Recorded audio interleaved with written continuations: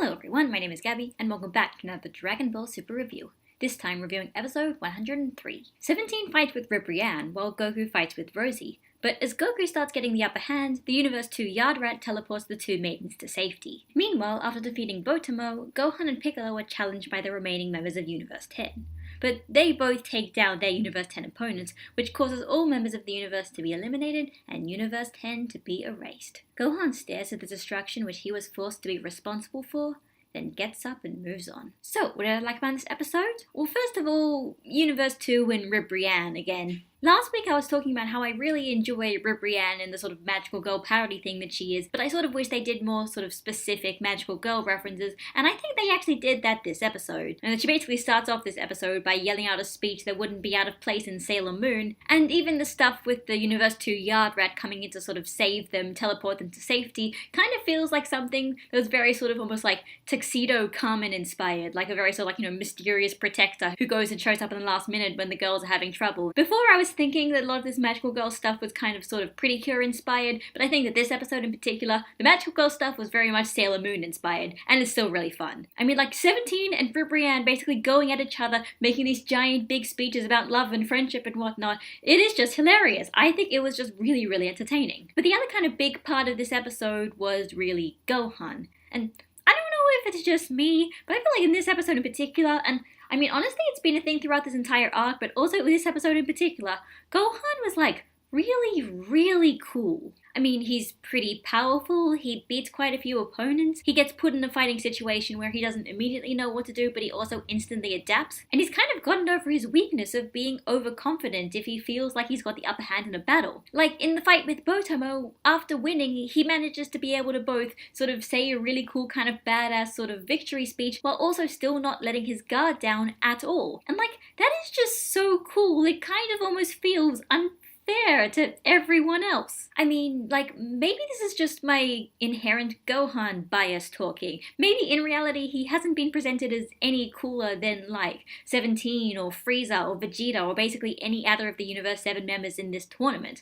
Maybe he's still kind of just like another fighter. But I think the reason as to why I find it especially significant is just because of just the pure contrast between how he was presented earlier on in the series and how he's presented now. I mean, we've gone from a character who, even in his own kind of focused slice of life filler arc thing, was described as Son Goku's kind of mediocre son, to a character here who's such a worthy opponent that his opponent is asking what his name is, and he's answering, and he's sort of saying that he's not going to forget him. Like, that's a very big contrast, and I am really enjoying it. It almost makes it feel like this was something that was kind of overdue and is happening, and I do really find it fun. Also, can we just talk about the ending to that episode? Because the ending to that episode was honestly really, really great. I saw synopses about how there was going to be a thing with a locket, and it was probably going to have, like, one of the Universe 10 contestants' sort of loved ones in it, and I thought they were going to make it like kind of a big dramatic moment where Gohan realizes, and it's going to be like something that takes up the plot of the episode. But I think this is one of the times where I think, like, maybe it was okay that I was wrong, because the way they handled this episode was way better than I was expecting. It was a moment of actual, like,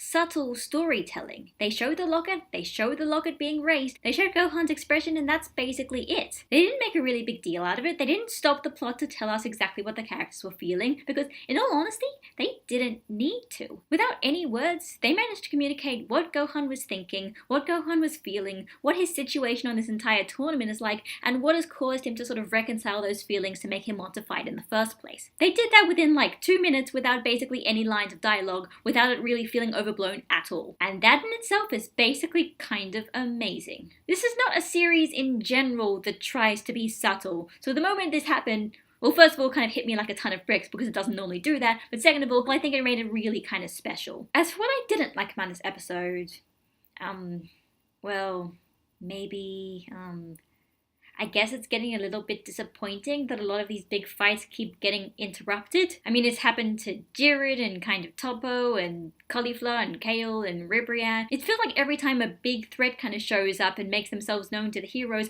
start fighting them and they keep getting interrupted by external forces. I would assume that I guess they're kind of saving the sort of actual proper fights with these guys until later on, and maybe these parts of the tournament are only really just kind of them sort of introducing us to these characters. But in that case, it is actually kind of odd odd that, in fact, not only did they introduce these characters, but they introduced these characters by making them fight with a lot of the Universe 7 contestants. I mean, we've gotten pretty far into the Tournament of Power, and yet, because these fights keep getting interrupted, it still sort of seems like we're only in, like, the preparation stages, and that's honestly kind of odd. I just can't imagine the actual final fights lasting so long that it feels like it was worth having all this build up to it, but I don't know, I guess we'll see when that actually happens, when the arc is actually over. So as for next episode, well, Hit is going to actually be teaming up with Goku to fight Dispo of Universe 11, and it also seems like to fight Dispo, Goku is going to go Super Saiyan God. Not Super Saiyan Blue, not Super Saiyan God, Super Saiyan God, the red one, the one he used against Beerus. I have no idea why he's using this form, or how he can use this form. I know they've been using it in the manga, but this isn't the manga, it is a kind of a separate continuity, so that's kind of why it's confusing me and also a lot of people. I am a little bit confused over the whole context of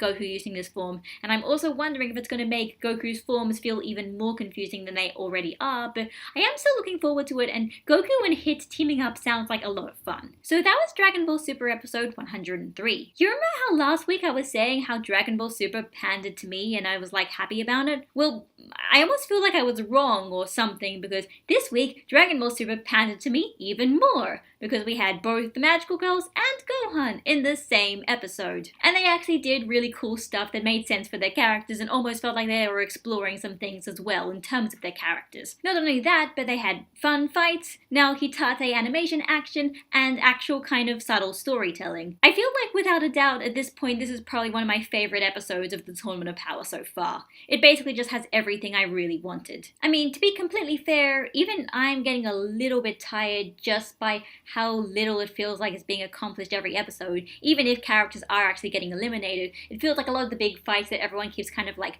building up to, the fights that are kind of like the selling points, haven't really started yet or even seem to be close to starting, but hopefully they'll happen soon. It still almost feels like we're still kind of treading water in different ways and in terms of the different characters, but at the very least I am enjoying the ride. I feel like the ride has been really entertaining, even if it's just mostly fan service and new characters and fun techniques. It's my kind of ride. It's the ride I am fine being on this train, because this train is at least fun and has given us some really cool moments. So this is Gabby signing out, and I'll see you all next week. Bye guys!